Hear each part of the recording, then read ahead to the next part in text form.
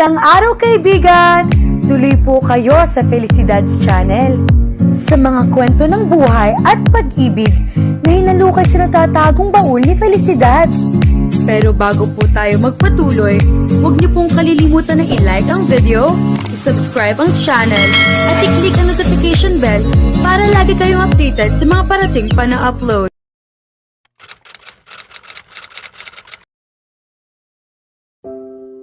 Natapos ko ang aking gawain ng bandang gabi at nakarating sa mansyon bandang alas 6. Agad akong dumiretso sa aking silid, naligo at naghanda para sa hapunan. Alam kong tiyak na naihanda na ni Mimi ang lahat para rito. Nagpadala ng mensahe si Lucas na darating sila bago mag alas 7. Bumaba ako at hinanap si Mimi. Nang tanungin ko si Parker, isa sa mga kasambahay, tungkol kay Ana, sinabi niyang nasa kanyang silid ito. Inakala kong naghahanda siya para sa hapunan ngayong gabi.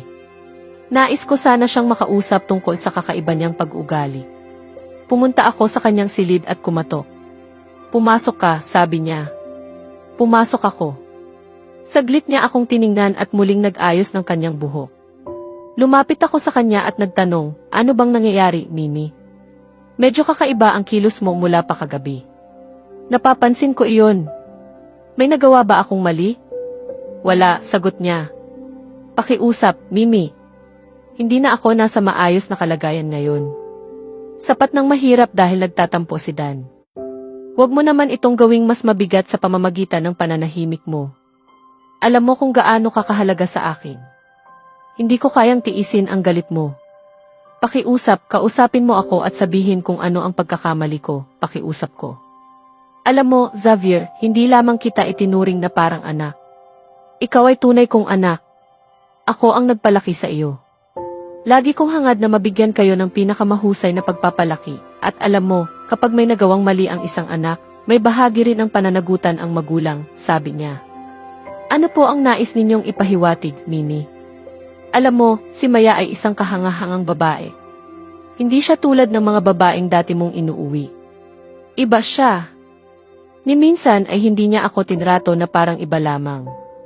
Siya ang pinakagalang na taong nakita ko.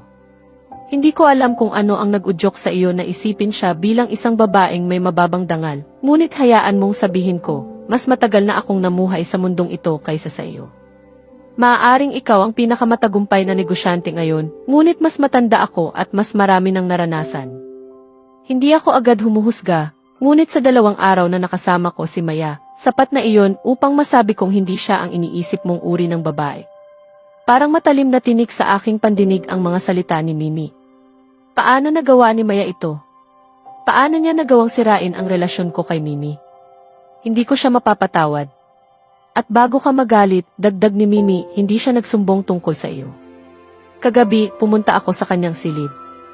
Humingi ako ng paumanhin sa kanya at niyakap siya nang sabihin niyang wala akong kasalanan. Kung ibang tao iyon, malamang sinisi ako. Ngunit siya, ipinagtanggol pa ako.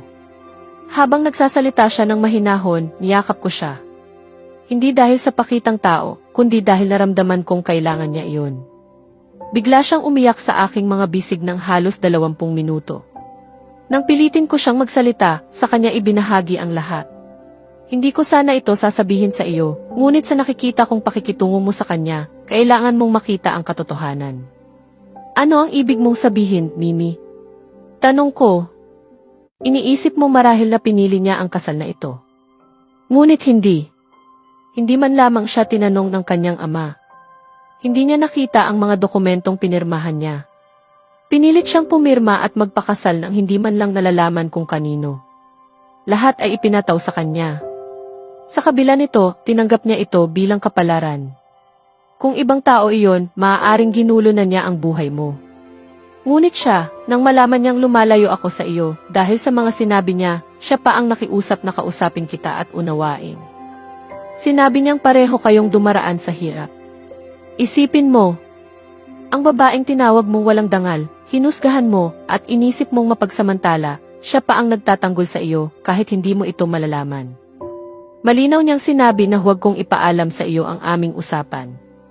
Ngunit pakiramdam ko, kailangan mong malaman. Ngayon, sabihin mo, ano ang kasalanan niya? Hindi niya kasalanan ang pagbagsak ng negosyo ng kanyang ama. Hindi niya kasalanan na ipagpalit siya sa kasal na ito. Hindi niya kasalanan ang pagpirma sa mga dokumento. Hindi niya kasalanan ang sapilitang pag-aasawa. Hindi niya kasalanan na iniwan niya ang lahat, pati ang kanyang pangalan. At lalong hindi niya kasalanan na tinawag mo siya ng masasakit na salita o pinaghinalaan mo pa ang kanyang kalagayan. Nabigla ako. Hindi ko alam ang sasabihin. Hinawakan ni Mimi ang aking kamay at pinaupo ako sa kama. Makinig ka. 2 araw ko pa lamang siyang kilala, ngunit alam kong hindi siya masamang tao. Kahit na isang kasunduan lamang ang kasal ninyo, subukan mong ayusin ito. Ang kasal ay hindi dapat gawing simpleng kasunduan lamang. May pagkakataon ka pang itama ang pagkakamali mo. Kausapin mo siya ng maayos. At kung hindi mo man siya igalang mo man lang ang pagpapalaki ko sa iyo. Hindi kita tinuruan na magsalita ng masakit sa isang babae. Kung sa tingin mo ay tama ka pa rin, nasa iyo na iyon. Ngunit ipinakita ko na ang pagkakamali mo. Nasa iyo na kung paano mo ito itatama. Nanatili sa isipan ko ang kanyang mga salita. Nakaramdam ako ng matinding pagsisisi. Halos handa na ako. Bumaba na tayo, sabi niya habang bahagyang ngumiti. Mauna na po kayo. Susunod ako. Pagkaalis niya, napaupo ako at nag-isip. Parehong sinabi ni Liam at Mimi na kausapin ko si Maya. Marahil ay tama sila. Walang masama kung susubukan ko. Tiningnan ko ang relo. May 15 minuto pa. Pumunta ako sa silid ni Maya, ngunit wala siya roon. Hinanap ko siya sa ibaba, ngunit wala rin. Kinabahan ako. Tinanong ko si Mimi. Nasa kusina siya, sagot niya. Nagtaka ako at pumunta roon. Nang sabihin ni Ana ang tungkol kay Ginang Camacho, nalaman kong siya ay may matagumpay na negosyo sa damit, sapatos, alahas, at iba pa. Ang tatak nito ay kilala at hinahangaan. Sinabi rin ni Ana na mahilig ito sa tsokolating cake. Marunong naman akong magluto kaya nag-alok akong maghurno. Anak, tahanan mo ito. Hindi mo kailangang magpaalam, sagot niya. Natuwa ako. Agad akong naghanda at pumunta sa kusina. Habang ginagawa ko ang cake, may narinig akong yapak. Akala ko si Ana, ngunit si Ginoong Garcia pala. Napatitig ako sa kanya. Napagtanto ko lang nang mahuli niya ako. Kung nais mo, maaari kang kumuha ng larawan, biro niya. Napahiya ako. Bigla akong kinabahan at muntik ko nang mabitawan ang mangkok, ngunit agad niya itong nasalo. Saglit nagdikit ang aming mga kamay at tila may kakaibang pakiramdam na dumaloy sa akin. Nagpasalamat ako at ipinagpatuloy ang ginagawa. Nang maluto ang cake, inilagay ko ito sa palamigan. Dumating si Ana at sinabing dumating na ang mga bisita. Kinabahan ako. Hindi ko alam kung paano kikilos. Dumating si Ginoong Garcia. Ano ang problema? Tanong niya. Hindi ko alam kung paano haharap sa kanila, sagot ko. Sa unang pagkakataon, naging mahinahon ang kanyang tinig. Humingi siya ng paumanhin sa kanyang mga sinabi noon. Inamin niyang mali siya at ipinaliwanag ang kanyang pananaw. Ramdam ko ang kanyang sinseridad. Hinawakan niya ang aking kamay upang pakalmahin ako. Ngunit nang mapansin ko iyon, agad akong lumayo. Ayos na ako, sabi ko. Ngumiti siya. Halika na. Pagdating namin sa sala, ipinakilala niya ako bilang kanyang asawa. Tinanggap ako ng kanyang kapatid at bayaw ng may init at kabaitan. Ngunit napansin kong tila malamig ang pakikitungo nila sa kanya. Nakaramdam ako ng guilt. Dahil sa akin, nagkaroon ng lamat sa kanilang relasyon. Napagdesisyonan kong patawarin siya at ayusin ang sitwasyon. Pumunta ako sa kusina at ang aking nakita ay nakapagpagaan ng aking pakiramdam. Napakaganda ni Maya. Sa paraan ng pagkahulog ng kanyang buhok sa kanyang mukha at sa maliliit niyang hikaw, mistula siyang isang inosenteng prinsesa. May hawak siyang mangkok sa isang kamay at panghalo sa kabila. Handa na siya. Tumunog ang aking sapato sa sahig at napatingin siya, nakangiti, marahil ay inakalang si Ana iyon. Ngunit nang makita niya ako, agad naglaho ang kanyang ngiti. Sa sandaling iyon, lubos kong pinagsisihan ang aking mga sinabi noon. Halatang naapektuhan siya. Ang magandang ngiting iyon ay nawala sa isang iglap nang makita niya ako.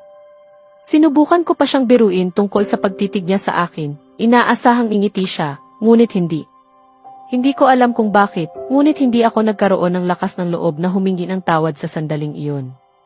Hindi niya ako pinansin at nagpatuloy sa kanyang ginagawa.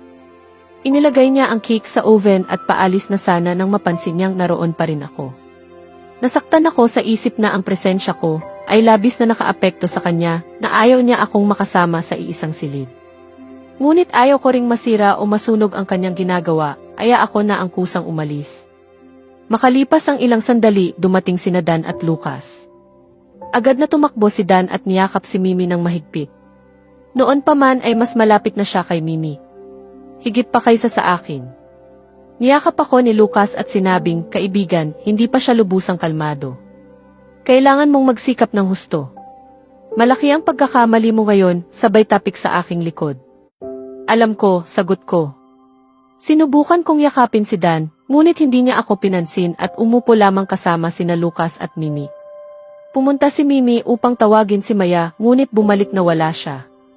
Akala ko ay susunod siya agad, ngunit lumipas na ang 5 minuto at wala pa rin.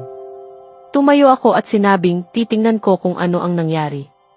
Pagpasok ko sa kusina, nakita kong pinupunasan niya ang kanyang mga kamay sa kanyang damit at may bakas ng takot sa kanyang mukha.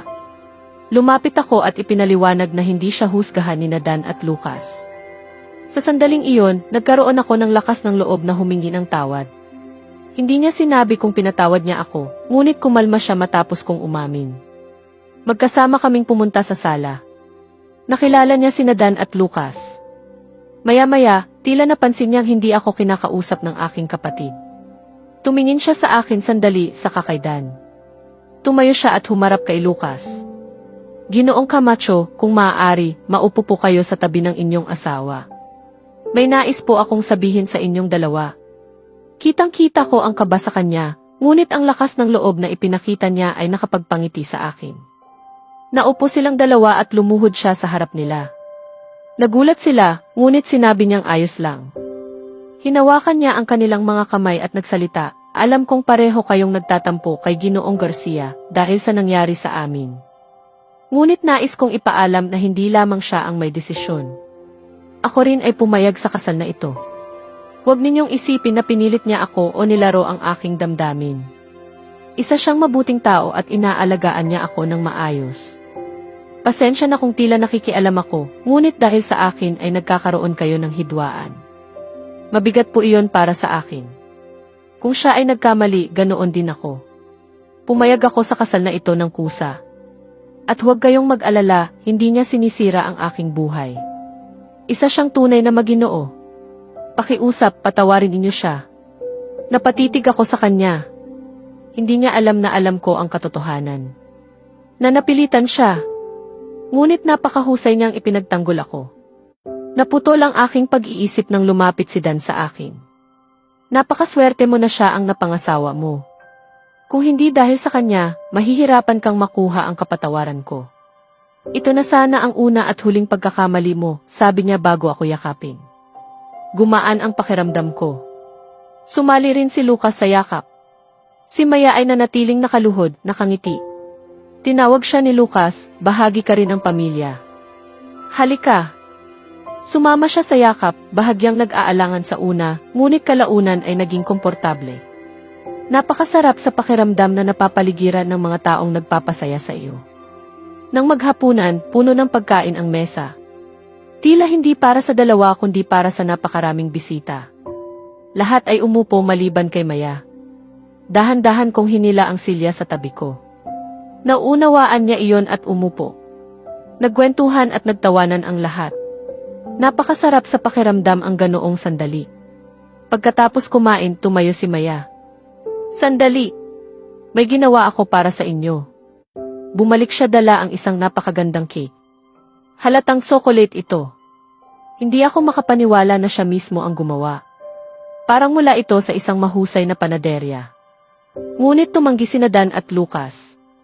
Nabigla si Maya. Hindi mo ba itatanong kung bakit? Tanong ni Lucas. Bakit po? Mahina niyang sagot. Sumagot si Dan, tinatawag mo kaming formal. May pangalan kami. Ako si Danielia at siya si Lucas. Pamilya mo kami. Napanatag si Maya. Sige, Danielia at Lucas. Mas gusto kong Dan, natatawang sabi ng kapatid ko. Nagtawanan kami at pinutol ang cake. Pinilit nila kaming dalawa ni Xavier na magputol nito bilang mag-asawa. Hawak niya ang kutsilyo at hinawakan niya ang aking kamay upang sabay naming hiwain ang cake. Nagpalakpakan ang lahat. Tinawanan din kami ng magbiro sina Lucas at Dan. Nang magkunwaring nagalit si Dan, kinabahan silang dalawa. Ngunit napatawa ako at sinabi kong nagbibiro lamang siya. Namangha si Dan. Paano mo agad nalaman? Sumagot ako dahil sa pagmamahal mo sa kanila. Niyakap niya ako at tinawag na tunay na kapatid. Nagpatuloy ang masayang gabi. Lumipat kami sa sala. Maya-maya, niyaya ako ni Dan sa itaas para mag-usap. Sa aking silid, humanga siya sa ayos nito at sa aking mga libro. Napag-usapan namin ang tungkol sa pagbabasa, sa kanyang trabaho bilang taga-disenyo, at sa aking propesyon. Nang makita niya ang aking aparador, nagulat siya. Kaunti lang ang mga damit mo, sabi niya. Ipinaliwanag kong hindi ko iyon prioridad. Ngunit iginiit niyang bibigyan niya ako ng regalo. Mga damit mula sa kanyang tindahan. Tumanggi ako sa una, ngunit dahil sa kanyang pakiusap, pumayag rin ako. Masaya siyang yumakap sa akin. Hindi namin namalayan ang oras habang nagkukwentuhan kami. Tungkol sa kanyang negosyo, sa kanyang pagmamahal sa sining ng pananamit, at sa kanyang kwento ng pag-ibig. Lahat ay naging maayos ngayon. Kinausap ko si Mimi at humingi ako ng paumanhin sa kanya. Matapos kong malaman ang katotohanan tungkol kay Maya, nagpakumbaba akong humingi ng tawad dahil sa aking naging asal. Pinatawad ako ng aking kapatid. Malaki ang pasasalamat ko kay Maya dahil dito. Ang hapunan ay nagbalik sa akin ng napakaraming magagandang alaala naming magkakasama ni Dan, Lucas at Mimi. At ang presensya ni Maya ay lalo pang nagbigay kulay at saysay sa gabing iyon. Ibinahagi sa akin ni Lucas ang ilang suliranin niya sa trabaho, at maging ako ay kumukuha rin ng payo mula sa kanya sa ilang mga kasunduan. Nagkakausap kami kapag kailangan namin ng opinyon sa mahahalagang bagay sa trabaho. Bukod sa pagiging may-ari ng isang law firm, pinapatakbo rin ni Lucas ang isang matagumpay na hanay ng mga hotel at restoran. Kahit na may mga taong namamahala sa iba't ibang antas, nagiging mahirap pa rin para sa kanya ang maglaan ng oras para kay Dan. Si Dan naman ay abala rin sa kanyang trabaho. Ngunit pareho silang may sapat na pag-unawa sa sitwasyon ng isa't isa. Bagamat minsan ay nauna ang trabaho, alam nila kung paano maglaan ng oras para sa kanilang relasyon. May balanse sila sa kanilang profesional at personal na buhay. Interesado sila sa ginagawa ng bawat isa at nagtutulungan sa iba't ibang suliranin. Higit sa lahat, ang pagmamahalan nila ang nagbibigay sa kanila ng lakas at inspirasyon sa kanilang karera at sa isa't isa. Tulad ng ibang magkasintahan, nagkakaroon din sila ng pagtatalo. Ngunit mayroon silang isang magandang prinsipyo. Kapag ang isa ay nagagalit at nagsasalita ng may init ng ulo, ang isa naman ay mananatiling tahimik. Kapag humupa na ang galit, saka magsasalita ang isa. Ibig sabihin, kapag pareho kayong galit at sabay na sumisigaw, ang pagtatalo ay nagiging away na mahirap ng ayusin. Ang pananahimik sandali ay hindi nangangahulugang kahinaan. Ito ay tanda ng pagkamahinahon at pag-unawa. Kaya kapag galit si Dan, naghihintay si Lucas hanggang sa kumalma siya bago magsalita. Ganoon din si Dan kapag si Lucas ang nawawala sa sarili.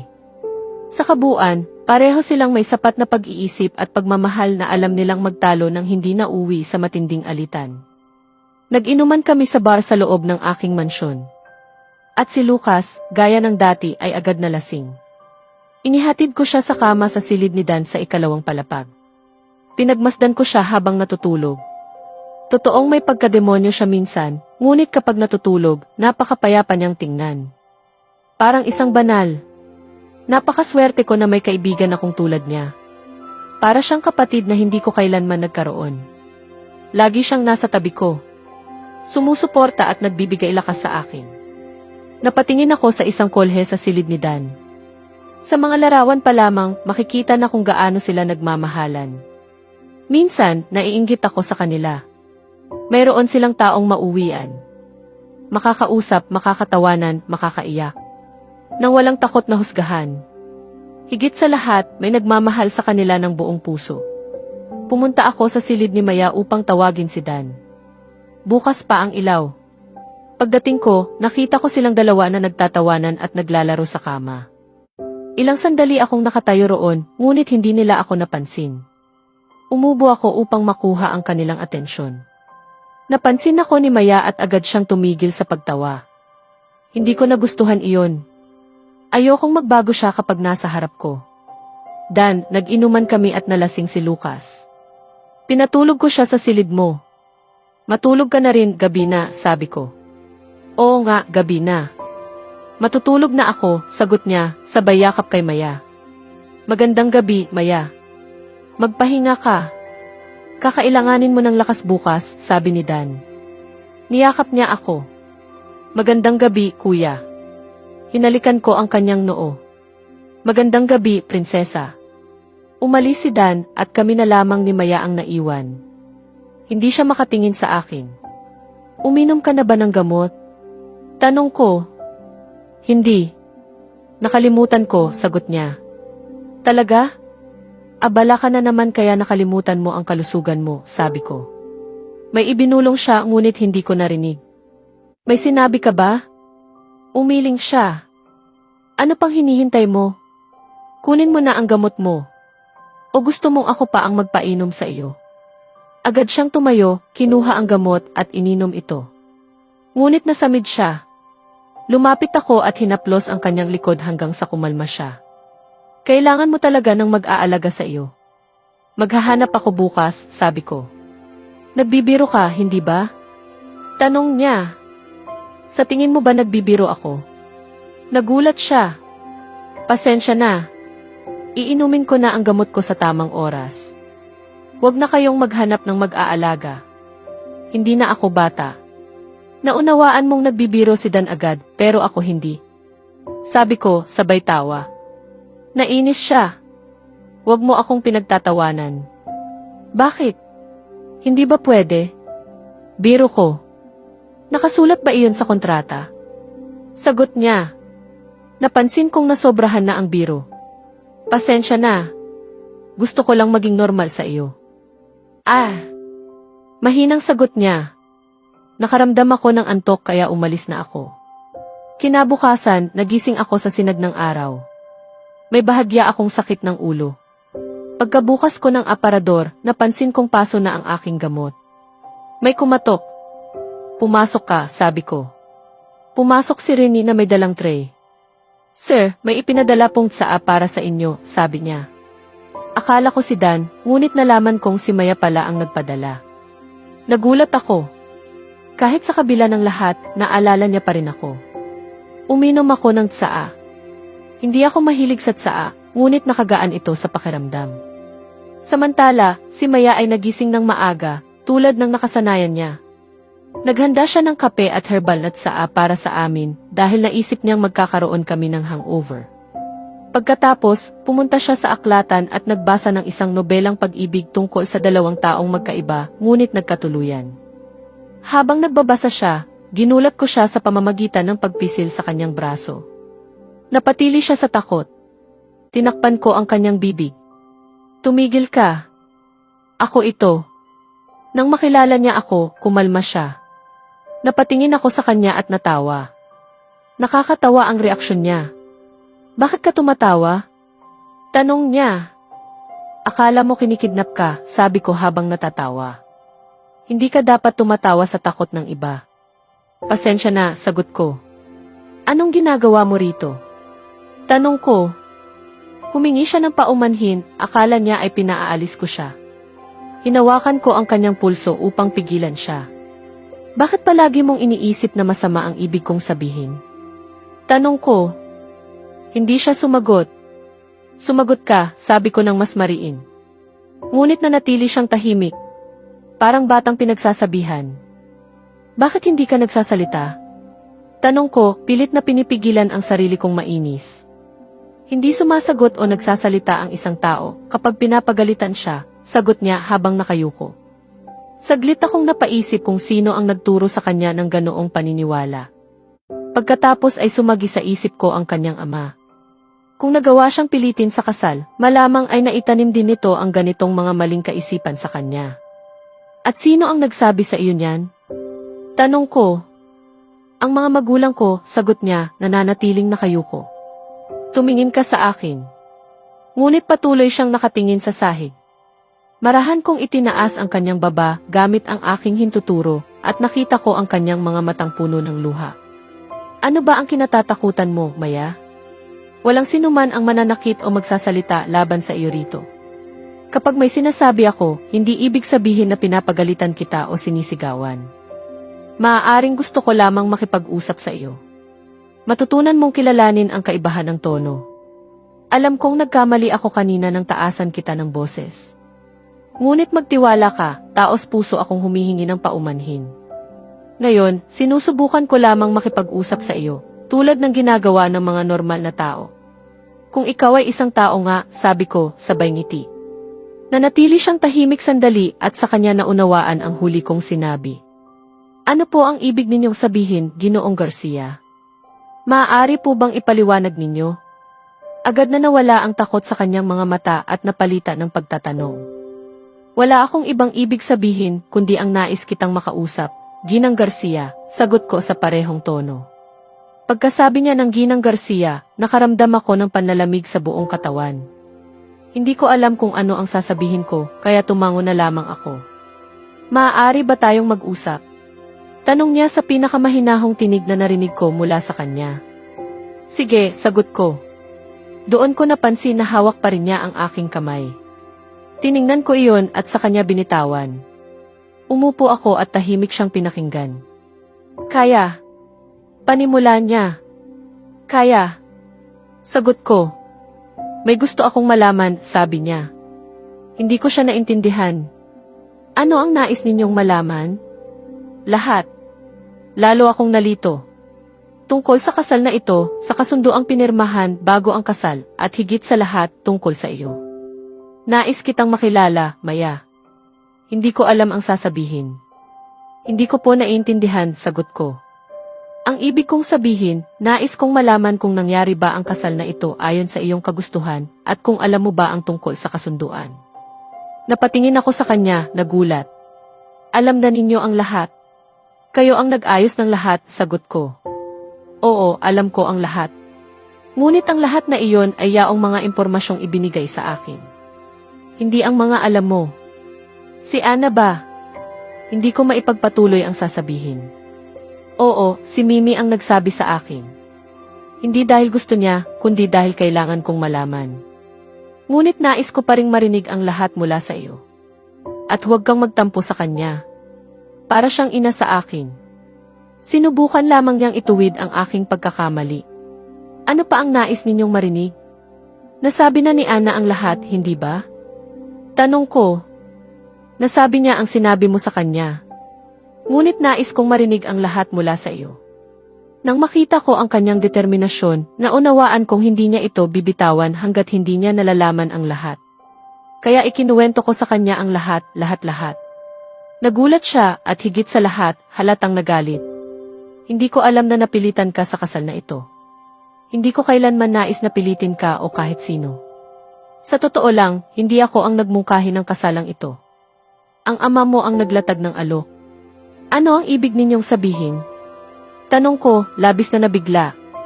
Iyon mismo ang ibig kong sabihin, sagot niya, halatang naguguluhan sa aking reaksyon. Sinabi sa akin na pinilit ninyo ang aking ama. Na kung hindi ako papayag sa kasal, hindi ninyo siya tutulungan sa pera, sabi ko habang nakatingin sa aking mga kamay, pinipigilan ang pagluha. Kailangan mong magtiwala sa akin, Maya. Hindi ko kailanman pinilit o binantaan ang iyong ama. Siya mismo ang nag-alok. At dahil wala akong nakitang masama rito, pumayag ako. Inakala kong sang-ayon ka, kaya ganoon ang sinabi ng iyong ama. Hindi ko alam na nilinlang niya tayong dalawa. Tinanong ko pa siya kung nakausap ka na niya. Sinabi niyang oo, maging noong araw bago ang kasal, muli ko siyang tinanong. At muli niyang sinabing oo, hindi ko alam na nagsisinungaling siya. Hayaan na natin iyon. Kung iisipin ko pa, maaalala ko lamang ang sakit ng pagtataksil ng aking mga magulang. Wala na rin naman itong saysay ngayon. May isa lang akong pakiusap. Maaari ba? Oo, ano iyon? Sagot niya. Nais kong mabasa ang mga papeles na aking pinirmahan. Wala sa akin ngayon. Nasa opisina ko ang mga iyon. Dadalhin ko bukas, sabi niya. Sige, sagot ko. Naging tahimik ang pagitan namin. Wala kaming masabi. Mahilig ka bang magbasa? Tanong niya. Napangiti ako. Opo. Gustong-gusto ko ang pagbabasa. Para itong nagbibigay ng kapayapaan at inilalayo ang isip sa mga nangyayari sa paligid. Napatingin siya sa akin, tila nagulat. Ano po? Tanong ko. Alam mo, ganoon din ang iniisip ko. Nagbabasa ako upang maibaling ang isip ko. May kakaibang kapayapaan itong dulot. Natuwa ako na may taong nakakaunawa sa akin. At ano pa ang ibang dahilan? Tanong ko, nakangiti. Ngumiti rin siya. Nagbibigay ito ng kaalaman. Ipinaparanas nito ang iba't ibang damdamin. Kaligayahan, kaba, kilig, pagmamahal, galit. Para bang may sagot ito sa halos lahat ng problema sa buhay. Nagustuhan ko ang kanyang pananaw. Naputol ang usapan namin nang may kumatok. Sir, narito po si Miss Carol, sabi ni Rini. Agad nagbago ang kanyang mukha. Nagtaka ako kung sino ang babaeng iyon. Tumayo siya at pumunta sa sala. Nagpatuloy ako sa pagbabasa ng halos kalahating oras. Pagkatapos, nauhaw ako. Uminom ako ng tubig at saka ko naalala na naiwan ko ang aking telepono. Pabalik ako sa aking silid nang makita ko sila. Si Ginoong Garcia at isang babae. Magkahalikan ng buong damdamin. Binuhat niya ito sa baywang at sabay silang pumasok sa kanyang silid. Hindi ko maipaliwanag, ngunit parang may kumurot sa aking puso.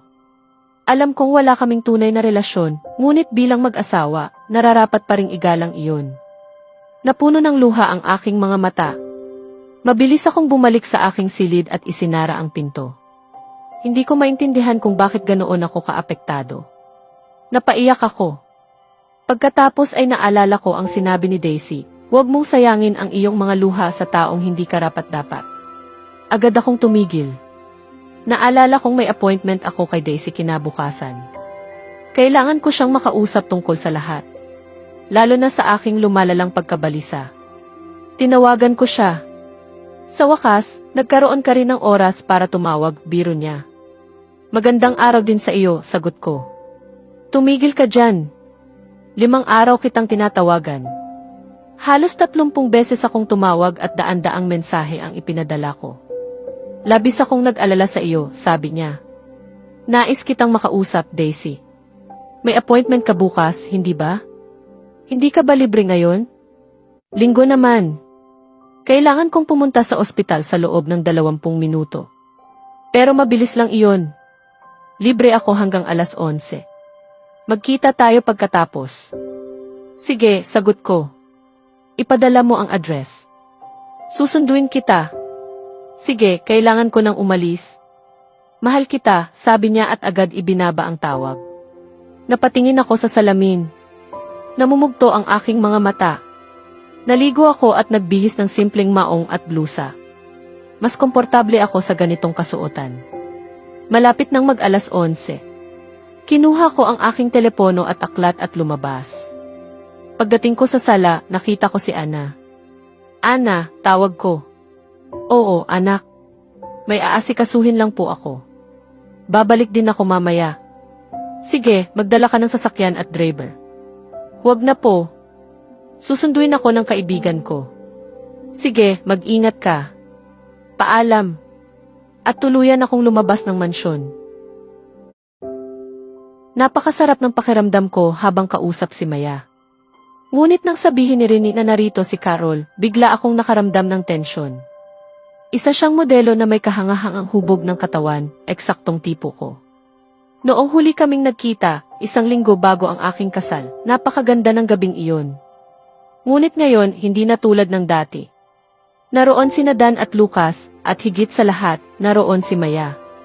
Alam kong wala namang ugnayan sa pagitan namin ni Carol, ngunit batid kong nirerespeto niya ang aking kasal at hindi siya gagawa ng anumang bagay hanggat hindi siya nakatali sa akin. Ganoon din ang sinasabi sa kontrata. Bagamat hindi ako lubos na saklaw ng ganoong tuntunin, pinipili ko pa ring igalang ang kasal na ito hanggat ito'y umiiral. Pumunta ako sa sala. Nakaupo si Carol sa sofa, nakakrus ang isang paa, tila nasa sarili niyang tahanan. Nilinaw ko ang aking lalamunan at tumayo siya. Sa unang tingin pa lamang, mapagkakamalan siyang hindi lamang modelo, kundi isang babaeng sadyang naghahanap ng mapapang-akit. Hindi ako naniniwala na ang unang impresyon ang panghuli, ngunit sa kanya, tila ganoon nga. Paglapit ko, agad niya akong niyakap. Mabilis ko siyang inilayo at mariing sinabi, mag-ingat ka sa kilos mo, Carol. Nasa sala tayo. Bago pa siya makapagsalita, dumating si Mimi. Ano ba ito, Xavier? Ano ang ginagawa niya rito? Huwag mong sabihing ikaw ang nag-anyaya sa kanya, sunod-sunod na tanong ni Mimi. Bago ako makasagot, sumingit si Carol. Xavier, sabihin mo sa matandang katulong mong iyan na manahimik, kung hindi ay alam ko kung paano siya patahimikin. Manahimik ka, Carol. Bago pa ako tuluyang magalit, humingi ka ng paumanhin kay Mimi ngayon din, mariin kong sabi, puno ng pagpipigil. Pero, Xavier, ngayon na, malakas kong utos. Ako'y humihingi ng paumanhin. Sa aking asal, pautal niyang sabi. Mimi, huwag kang mag-alala. Narito siya para sa trabaho. Pag-uusapan namin ito sa silid ko, paliwanag ko upang mapanatag siya. Kahit may alinlangan, umalis siya. Ano ang pakay mo rito, Carol? Tanong ko. Ngumiti siya ng mapang-akit at sinabing, huwag kang magkunwari, Xavier. Mahigit 1 linggo na mula nang huli tayong nagkasama. Hindi mo ba naiisip na dapat itong maulit? Para sa akin, para sa atin? Maingat kong inalis ang kanyang kamay. Una sa lahat, natapos ang lahat sa gabing binayaran kita. Kung nanaisin kong makita ka muli, ako ang tatawag. Hindi ka dapat basta na lang dumarating dito. At wala ring tayo kailanman. Malinaw kong sinabi na pisikal lamang ang nais ko noon. Kaya malinaw din na dapat ka nang umalis ngayon. Nanatili akong kalmado habang nililinaw ko ang lahat. Alam kong may iba pang dahilan.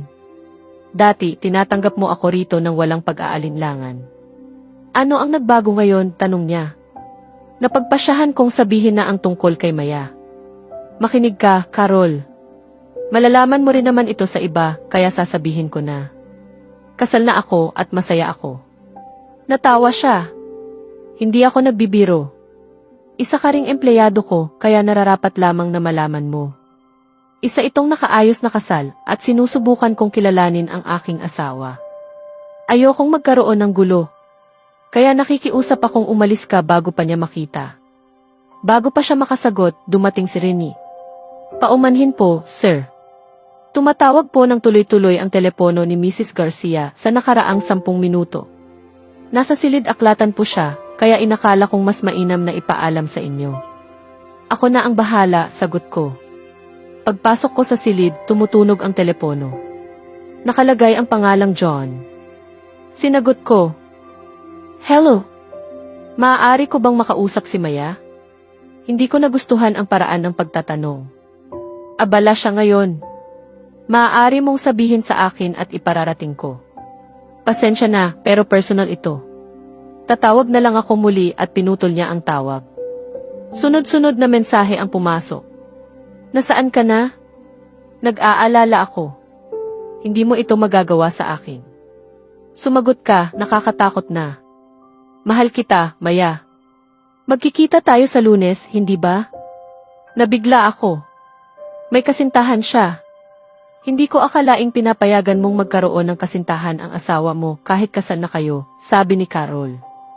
Hindi ko napansin na naroon pa siya. Agad kong ibinaba ang telepono. Huwag ngayon, Carol, mariin kong sabi.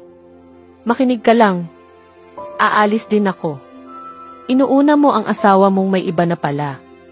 Nakukuha niya ang marangyang buhay mula sa iyo at ang saya mula sa iba. Hindi ba't ikaw mismo ang nagsasabing pare-pareho lang ang mga babae? Tumama ang kanyang mga salita. Unti-unti akong napuno ng galit. Hindi ko na malayang hinalikan ko siya, dala ng galit at kalituhan. Pagkatapos na nangyari, nakaramdam ako ng matinding pagkakasala. Ngunit naisip ko, kung siya man ay may ibang lalaki, tila patas lamang ito. Lumipas ang oras. Kumain ako kasama sina Dan at Lucas. Walang nagbanggit tungkol kay Maya at hindi rin ako nagtanong. Pagsapit ng gabi, napansin kong wala siya sa kanyang silid. Hinanap ko siya. Tulog na siya sa bahay ng kaibigan niya, sabi ni Mimi. Babalik siya bukas. Tumango ako. Ngunit sa isip ko, malinaw ang iniisip ko, marahil kasama niya ang lalaking iyon. Ako ang nagmukhang hangal, sinusubukang igalang ang kasal na ito. Ngunit ngayon, ibabalik ko lamang ang pagtrato na ibinigay niya. Sinubukan kong gawing isang maayos na pagsasama ang isang sapilitang kasal. Ngunit hindi na. Mula ngayon, mananatili itong isang sapilitang kasal. Hanggang sa ito'y matapos. Eksaktong alas 11 ng umaga, dumating si Daisy upang sunduin ako. Sa loob ng sasakyan, hindi siya nagtanong at ako naman ay hindi rin nagsalita. Pagkaraan ng 20 minuto, nakarating kami sa kanyang bahay. Binuksan niya ang pinto para sa akin. Pumasok ako at umupo sa sopa sa sala. Nagdala siya ng isang basong tubig. Ininom ko iyon ng isang lagok at tinitigan niya ako na tila naghihintay ng sagot. Kasal na ako, diretso kong sabi. Kung ibang sitwasyon ito, tatawa ako at iisipin kong nagbibiro ka. Pero ngayon, alam kong hindi. Kaya ikwento mo sa akin ang lahat, sagot niya. Ikinuwento ko ang lahat. Mula sa sapilitang kasal hanggang sa matitinding pag-atake ng aking pagkabalisa nitong mga nakaraang araw. Ibinahagi ko rin ang nangyari kaninang umaga nang makita ko si Xavier na may kasamang ibang babae sa pasilyo. Tahimik siyang nakinig, walang bakas ng paghusga. Totoo ngang mahusay siyang makinig. Buong-buo ang kanyang atensyon. Pinunasan niya ang aking mga luha at sinabi, pasensya ka na. Wala ako noong kailangan mo akong kasama. Nangako akong sasamahan kita sa saya at lungkot, pero hindi ko iyon nagawa. Lagi kang nandyan para sa akin. Sa pagtatapos ko, sa pagkawala ng mga magulang ko, at sa pinakamasakit kong paghihiwalay. Pero noong ikaw ang nangangailangan, wala ako. Paumanhin. Hinawakan ko ang kanyang mukha. Hindi mo kasalanan ito, Daisy. Ako ang nagkulang ng lakas ng loob. At ang kasakiman ng mga magulang ko ang nagtulak sa akin sa ganitong sitwasyon. Hindi ko rin alam kung paano ka haharapin kaya iniwasan kita. Natatakot akong mawalan ng kontrol kapag nakausap kita. Kahit naroon ka, kung hindi ako lalaban para sa sarili ko, wala ring magagawa ang iba. Hindi ito kasalanan mo. Ako ang lumayo. Hindi ako handang ibahagi sa iyo ang lahat noon. Pareho kaming umiiyak. Nagyakapan kami at hindi ko na namalayang matagal na pala kaming ganoon. Ibinubuhos ang lahat ng bigat ng damdamin. Makalipas ang ilang sandali, pumunta kami sa kanyang silid at naupo sa kama. Sabihin mo sa akin ang tungkol sa iyong pagkabalisa, sabi niya. Bilang doktor, dapat kitang palakasin ang loob. Pero bilang kaibigan, kailangan mong marinig ang katotohanan. May pagkakaiba ang anxiety attack at panic attack. Ang panic attack ay biglaang matinding takot na may kasamang pisikal na sintomas kahit walang tunay na panganib. Pagkahilo, mabilis na tibok ng puso, panginginig, hirap sa paghinga, pananakit ng dibdib at iba pa. Ang anxiety naman ay maaaring magdulot ng pagkahilo, problema sa tulog, pagkapagod, pananakit ng katawan at tensyon sa kalamnan. Sa totoo lang, imbes na gumanda, lumala ang kalagayan mo. Hindi na tayo maaaring magbakasakali. Kailangan mong alagaan ang sarili mo. Kung hindi ka masaya roon, bukas ang bahay ko para sa iyo. Pero alam kong hindi kita mapipilit. Sa makalawa, isasama kita sa ospital. May mga pagsusuri akong gagawin. Pangako, aalagaan mo ang sarili mo. Ikaw na lang ang natitira sa akin. Tiningnan ko siya. Ikaw na lang din ang meron ako ngayon. Kaya ipinapangako kong magiging matatag ako. Hindi ako papayag na may mangyari sa akin. At huwag kang mag-alala. Hindi ko kailangang lumipat dito. Dahil lamang may ibang karelasyon ang asawa ko, hindi ibig sabihin ay babagsak ako roon. Nariyan si Ana, parang ina ko. Nariyan din si Dan at Lucas. At higit sa lahat, ikaw. Ngayon, malaya na ako. Wala nang pumipigil sa akin. Maaari na tayong magkasama kahit kailan. Napayakap kami muli. Sumobra na ang drama, sabi ni Daisy na masigla. Mamimili tayo, manonood ng pelikula at dito ka matutulog. wala kang pagtanggi. Ngumiti ako. Noon, hindi ko naranasan ang ganitong kalayaan. Pero ngayon, maaari ko nang mabawi ang lahat ng nawala. Nagpadala ako ng mensahe kay Ana na hindi ako uwi. Kumain kami, namili at gaya ng dati, napakahirap samahan ni Daisy sa pamimili. Maraming sinusukat pero kakaunti ang binibili. Pag-uwi, nag-order kami ng pizza at nanood ng romantikong komedya. Tawanan kami ng tawanan. Sa gabing iyon, nakalimutan ko ang lahat ng problema. Nakatulog akong may ngiti. Nagising ako kinabukasan nang makita si Daisy na nakapatong sa akin. Nakayakap at nakadagan. Napangiti ako at tahimik na nagpasalamat. Maingat akong bumangon, kumuha ng larawan niya bilang ebidensya at naghanda ng almusal. Hindi kami nangangailangan ng magagarang bagay para maging masaya. Kailangan lang namin ng taong unawa. Naghanda ako ng sandwich at matamis na kape. Pagpasok ko, gising na siya. Magandang umaga, bati ko. Pinupuri mo ba ako o tinutukso? Tanong niya. Huwag mo nang isipin. Kumain ka na. Nagbiro siya, ngunit kalaunan ay pinuri rin ang aking luto. Pagkatapos, naghanda kami at bumalik sa mansyon. Pagdating, sinalubong ako ni Ana ng yakap. Ipinakilala ko si Daisy. Nagpasalamat si Daisy at nakiusap na alagaan ako. Nangako ako, sagot ni Ana. Parang anak ko siya. Napaisip ako. May mga taong hindi ako pinahahalagahan, ngunit mayroon ding mga taong tunay na nagmamahal sa akin. Naputol ang aking pag-iisip nang tapikin ako ni Daisy sa ulo. Magising ka nga, sabi niya. Paalis na siya, ngunit pinigilan siya ni Ana upang kumain. Tumanggi siya dahil busog pa kami. Nagpaalam siya at nag-iwan ng saya. Bumalik ako sa aking silid, pagod ngunit payapa. Matagal na panahon din ang lumipas bago ako muling nakaranas ng ganitong saya. Hindi ko na namalayang nakatulog ako. At iyon ang isa sa pinakamagandang tulog na naranasan ko. Pagod na pagod ako sa trabaho at sa sunod-sunod na mga pagpupulong. 11:30 na ng gabi nang makarating ako sa mansyon. Tahimik ang buong bahay. Nasa kani-kanilang silid na ang mga kasambahay. Maging si Ana ay mahimbing na ang tulog. May naka-schedule sana akong pagpupulong na magiging hapunan kasama ang kliyente, ngunit dahil sa isang biglaang emerhensya sa kanilang pamilya, kinanselan niya ito. Kaya mula 12:00 ng tanghali wala pa akong kinakain. Sobrang gutom na ako. Dumiretso ako sa aking silid, nagpalit ng kaswal na damit at bumaba sa kusina. Naghanap ako ng makakain sa loob ng refrigerator, ngunit tila hindi pabor ang kapalaran sa akin. Wala itong laman. Naisip kong umorder na lamang, ngunit sa ganitong oras, duda akong may magde-deliver pa. Ang tanging alam kong lutuin ay pancake. Ngunit base sa itsura ng refrigerator, malinaw na ubos na ang mga grocery. Ibig sabihin, wala rin akong magagamit para makagawa ng pancake. Bumalik ako sa aking silid. Alam kong hindi ako makakatulog ngayong gabi. Kapag gutom ako, hindi ako mapakali. Madali akong mainis at mawala ng pasensya. Pinilit kong libangin ang sarili sa pag-scroll sa Instagram nang may kumatok sa pinto. Napatingin ako sa oras at napaisip kung sino iyon. Binuksan ko ang pinto at bumungad sa akin si Maya, may hawak na tray ng pagkain. Tumingin siya sa akin, saka muling ibinaba ang tingin. Pagkakita ko sa kanya, biglang bumalik sa isip ko ang lahat. Ang pagkakaroon niya ng nobyo at ang gabing ginugol niya kasama nito. Sa isang iglap, napalitan ng galit ang gutom ko. Ano ang ginagawa mo rito? Sinabi ko sa iyo na huwag kang papasok sa silid ko kahit kailan, mariin kong bulong sa kanya. Ako. Uminom po sana ng tubig sa kusina.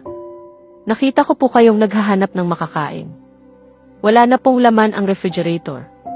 Sinabi ni Ana na bukas pa siya bibili ng mga kailangan. Kaya, nagluto po ako ng spaghetti para sa inyo. Naisip ko pong baka gutom kayo, paliwanag niya. Saglit akong natuksong tanggapin ang pagkain. Ngunit agad bumalik ang mga alaala.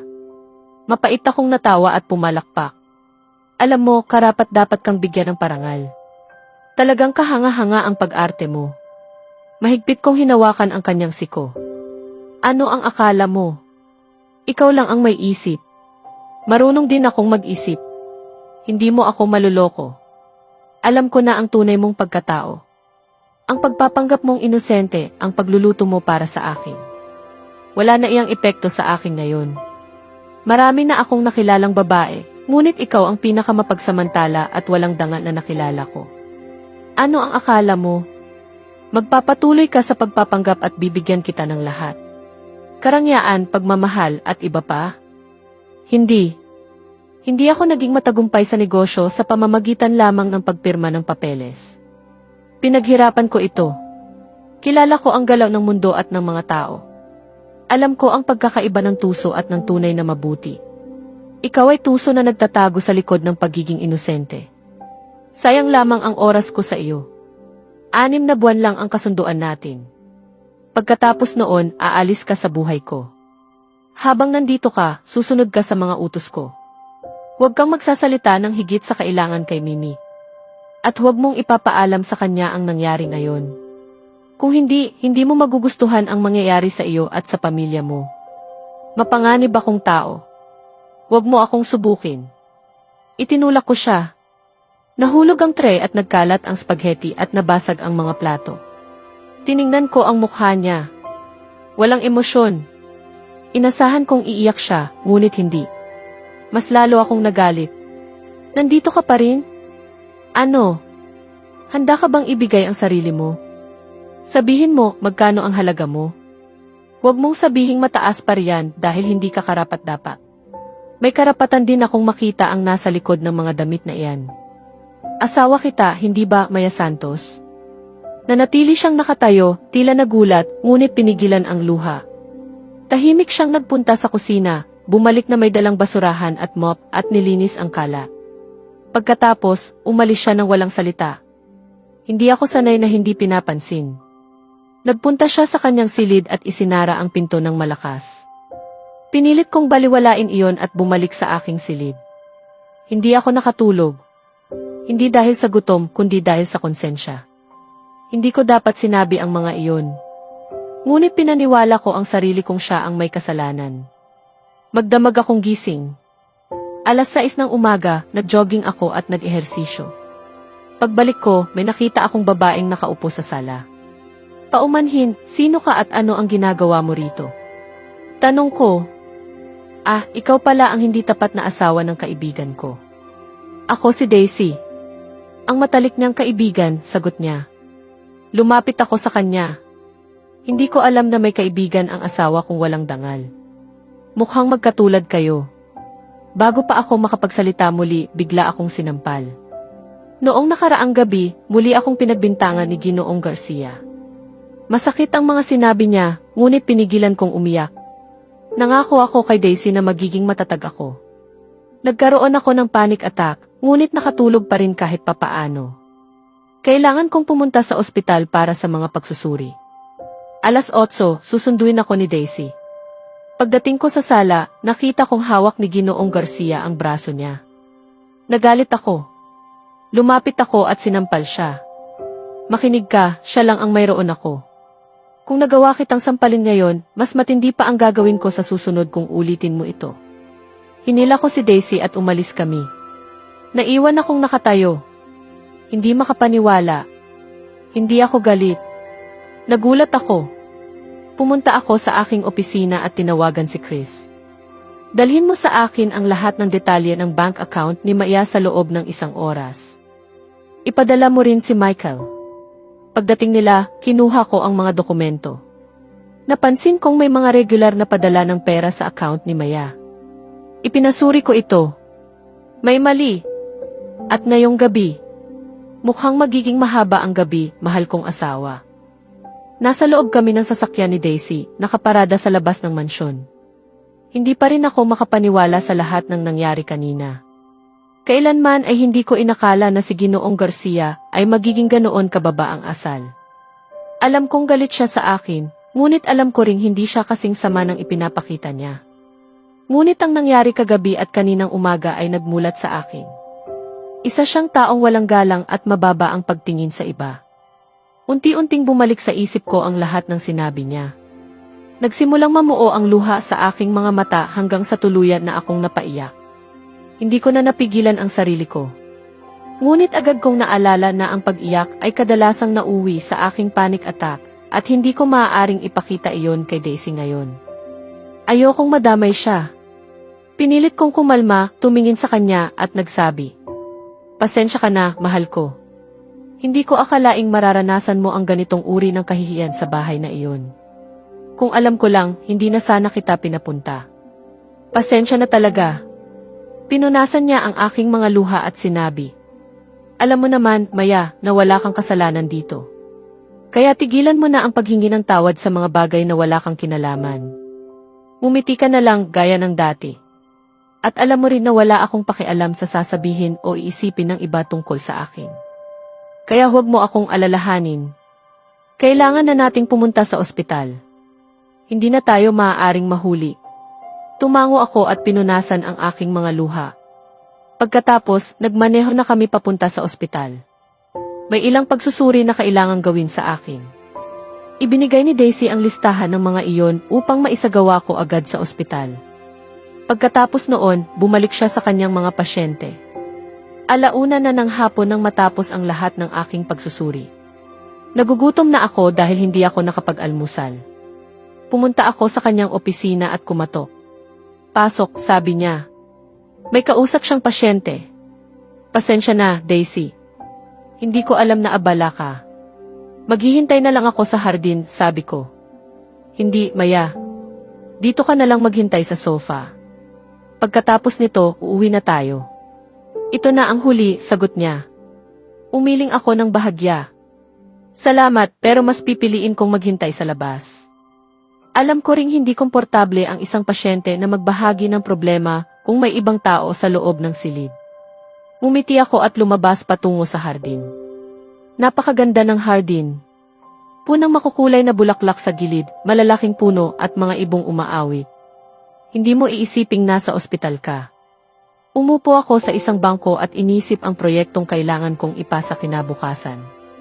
Pagkatapos kong makagawa ng balangkas ng aking proyekto, dumating si Daisy.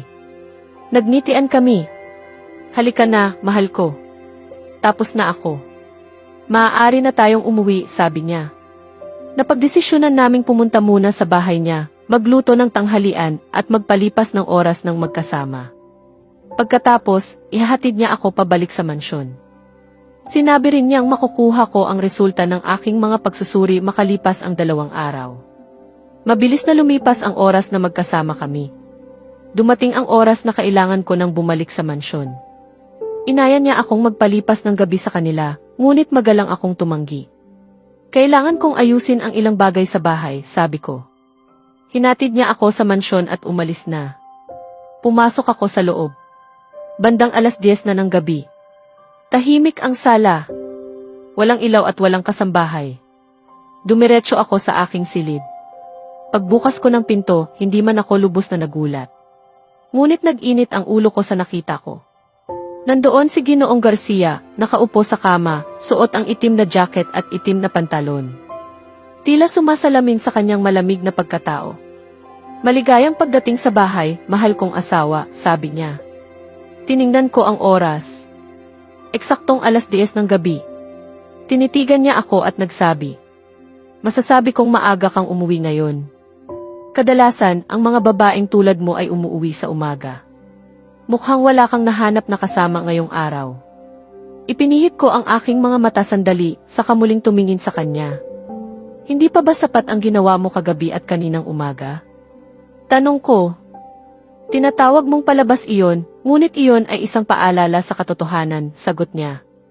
Ginoong Garcia, ang pagdududa sa dangal ng isang tao at pagtawag sa kanya ng masasamang pangalan ay hindi paalala ng katotohanan. Isa itong mababang uri ng asal.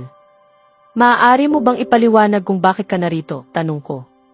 "Direkta ka pala magsalita. Maupo ka muna upang maayos kitang makausap," sabi niya. Napapikit ako sa inis ngunit sumunod. Umupo ako sa pinakadulo ng kama, malayo sa kanya hanggat maaari. "Magsalita ka na. Sapat na ang kahihiyang naranasan ko sa nakaraang 24 na oras. Kung may balak ka pang gawin, ipagpatuloy mo na," sabi ko. "Huwag kang mag-alala. Hindi iyon ang pakay ko. Narito ako upang ibigay ang hinihingi mo. Ang kasunduang prenuptial. Tumingin ako sa kanya at tumango. Ibinigay niya ang mga papeles at sinimulan kong basahin. Habang tumatagal, lalong nagdidilim ang aking mga mata sa galit. Tumagal ng 10 hanggang 15 minuto ang pagbabasa ko ng kabuuan. Puno ito ng mga kondisyon kung paano kami dapat mamuhay. Pagdating ko sa huli, hindi ko napigilan ang galit. Inihagis ko ang mga papel sa kabilang panig ng kama. Ano bang tingin ng lahat sa akin? Lahat na lang sa buhay ko. Ginagamit ako o tinatrato akong parang bagay. Tinuro ko siya. Makinig ka, Ginoong Garcia. Wala akong balak na kawan ka o gamitin ang pera mo. Hindi ako ganong uri ng tao. At hindi ko natatanggapin ang mga pang-iinsulto mo. Tungkol naman sa paratang mong may karelasyon ako, huwag kang mag-alala. Hindi ako katulad mo na walang pagpapahalaga sa relasyon. Kahit sa papel lamang ang kasal na ito, alam ko pa rin ang paggalang dito. Kaya alisin mo ang 2 kondisyong iyon. Mariin pa rin ang aking pagturo. Una sa lahat, wala kang karapatang ituro ako. Ibaba mo iyan, kung hindi, ako ang magpapababa nito, malamig niyang sabi habang lumalapit. Paglapit niya, marahas niyang hinawakan ang aking siko at hinila ako patayo. Magkalapit ang aming mukha. Halos magdikit. Ramdam ko ang aking kaba. Hindi ko alam kung sino ang tingin mong ikaw. Ngunit sa ngayon, ako ang may-ari ng lugar na ito. At sa mas malalim na kahulugan, ikaw ay nasa ilalim ng aking kapangyarihan. Ibinigay ka sa akin ng iyong ama. Kaya susunod ka sa gusto ko. Kapag sinabi kong huwag, hindi mo gagawin. At kung susuway ka, kaya kong wasakin ang buhay ng pamilya mo sa isang iglap. Huwag mong isipin na kaya mo akong kontrolin. At huwag mong subukang kumilos na parang asawa ko. Isa ka lamang estrangherong nakatira rito ng walang kapalit. Ang mga kondisyon sa kasunduan ay pinag-isipan ng aking mga abogado. Hindi mo ako tuturuan kung ano ang tama. Tingnan mo ang sarili mo. Isang pabigat. May pinag-aralan ka ngunit hindi ka nagtatrabaho. Iyan ang patunay kung gaano ka kasanay sa kaginhawaan. Isa akong respetadong tao sa industriya. Kung pinirmahan ko ang kasunduang ito, walang sinuman ang maaaring kumontra. Hindi kita pinansin noon kahit nilabag mo ang kondisyong bawal kang magkaroon ng ibang relasyon. Ngunit ngayon, alam mo na ang nilalaman nito. Kaya susunod ka.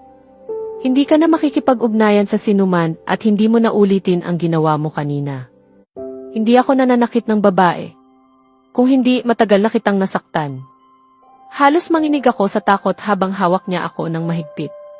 Binitawan niya ako at kinuha ang sobre sa mesa, saka inihagis sa akin. Ito ang tseke mo. 500,000 dolyar para sa unang buwan. Napaling ako nang tumama ito sa aking pisngi. Ano? Ito. Tanong ko. Iyan ang bayad sa pagiging Ginang Garcia. Dahil wala kang sariling kita, bibigyan kita buwan-buwan, upang hindi mo kailangang gumawa ng masama. Hinawakan niya ang aking baba. Pakinggan mo. Kapag nilabag mo ang alinmang kondisyon o muling nagtaas ng kamay o nagturo sa akin, hindi ako magdadalawang isip na tuluyang wasakin ang buhay mo. Umalis siya at iniwan akong umiiyak. Pinilit niyang huwag magpadala sa aking luha. Naglakad ako palabas, pilit kinokontrol ang sarili. Nagpasya akong ituon ang isip sa aking proyekto sa ibang bansa. Tatawagan ko sana si Chris para sa ulat ng opisina, ngunit wala ang aking telepono. Mukhang naiwan ko ito sa silid ni Maya, bulong ko. At muli akong naglakad pabalik sa kanyang silid. Sa susunod na kabanata, magsisimula ng bumaliktad ang sitwasyon ng matuklasan ni Maya ang isang lihim na makakapagpahina sa kapangyarihan ni Ginoong Garcia at magbibigay sa kanya ng pagkakataong makawala sa kanyang kontrol. Kasabay nito, haharapin rin ni Maya ang tunay niya damdamin at mga pagkakamali na magtutulak sa kanya na gumawa ng isang mapanganib, ngunit makapangyarihang desisyon para sa kanyang kalayaan. Kaya abangan natin,